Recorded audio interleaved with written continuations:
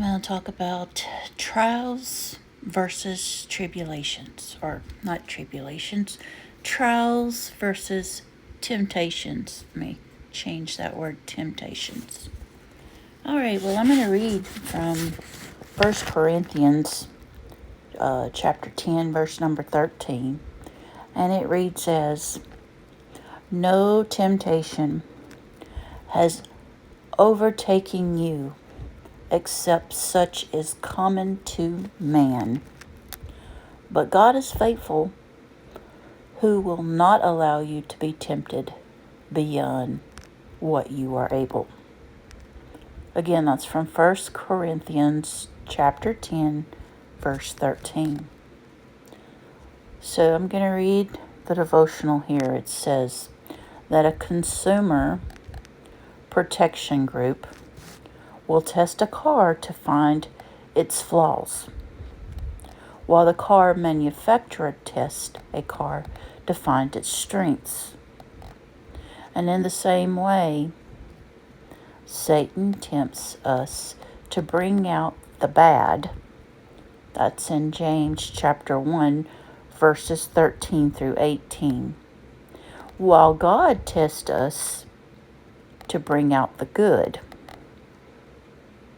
We can go to James chapter 1, verses 1 through 12. Nothing tests the integrity of our faith like our response to temptation. And when we hear of people falling prey to temptation, we are not surprised. But when we face temptation ourselves, we are often shocked. We shouldn't be surprised, for temptation is inevitable. The more we grow towards the Lord, the more we are tempted. Unless we acknowledge the reality of temptation, we have set ourselves up to fail. Well, Paul agrees with James that temptation should not be considered unusual in the life of a Christian, but common to every believer. And I would like to say something about this. You have your trials where it seems like one thing after another thing after another thing is happening. And I had at one time someone say something to me, and I knew what they were talking about, and I knew, and I know now that I have been, and I still am to this day, being tested. As long as you, or the more you turn to the Lord, the more you're going to be hit with opposition, where there is going to be temptations. They're going to come towards you to get you off course, because it sees you trying to do good. It sees your light. And when that happens, they can't stand it. And normally, your body has a soul, but there are things, there are spirits that can attach to you that are not good.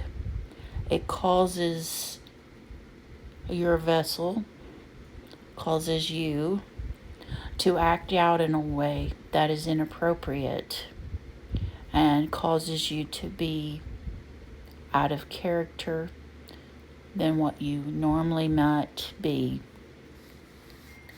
I can attest to that. I feel as if I'm very oversensitive. I have a sensitivity about myself where I feel that I can pick up on things that a lot of people can't. And maybe we can call that being,